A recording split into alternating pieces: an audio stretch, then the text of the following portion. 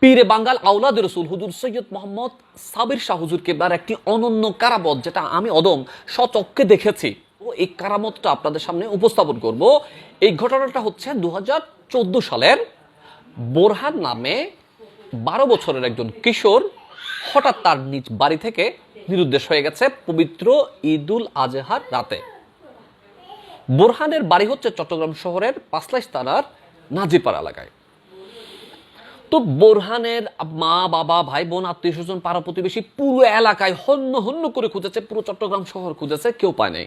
তখন এই বোরহানের নির্দেশ হওয়ার, এই নিখোঁজ হওয়ার এই ঘটনাটা তৎকালীন বিভিন্ন পত্র পত্রিকায় খুব ফলাও করে প্রচার হয়েছিল। কেউ বোরহানের নিখোঁজ হওয়ার বোরহানের সন্ধান দিতে পারে নাই।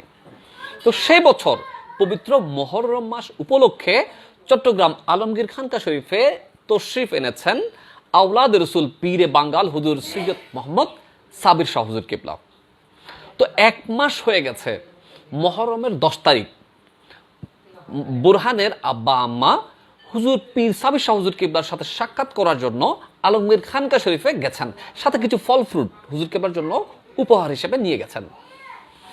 তো বোরহানের আব্বা আম্মা হুজুর কেবলার কাছে অনেক কান্নাকাটি করে বলেছেন, হুজুর আমাদের কলিজার সন্তান আজকে 1 মাস হয়ে গেছে, নিরুদ্দেশ হয়ে গেছে, আপনি একটু দোয়া করুন। আপনার দোয়ার বদলতে ইনশাল্লাহ আমরা আমাদের নয়নের মণি বোরহানকে খুঁজে পেতে পারি। তো হুজুর কেবলার সাথে সাথে দোয়া করেছেন।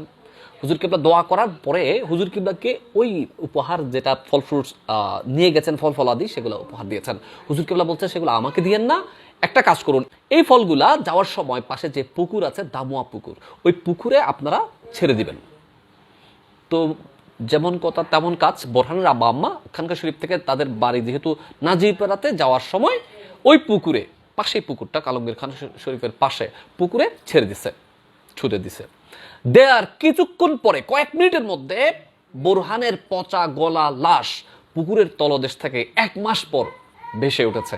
ওইদিকে হুজুর কেবলা দোয়া করেছেন, যাওয়ার সময় পুকুরে ফলগুলো দিয়েছেন, আর কয়েক মিনিটের মধ্যে বোরহানের পচা গলা লাশ পুকুরের তলদেশ থেকে উপরে ভেসে উঠেছে। আলহামদুলিল্লাহ, সুবহানাল্লাহ, সুবহানাল্লাহ। এটাই হচ্ছে পীর সাবির শাহ আওলাদ রসুল, যিনি ময়দানে বীর খানকা শরীফ একজন পীর।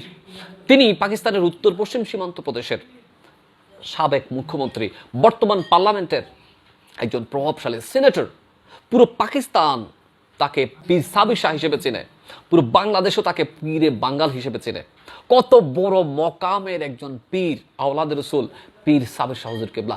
দেখতে একেবারে মনে হয় একদম সাধারণ একজন মানুষ, অথচ তিনি কত বড় মাপের আল্লাহর ওলি। ওনার বয়স যখন 10-12 বছর, তিনি তার আব্বাজান সৈয়দ মোহাম্মদ তৈয়ব শাহ রহমতুল্লাহ আলাইহির সাথে কোনো এক সফরে চট্টগ্রামে এসেছিলেন।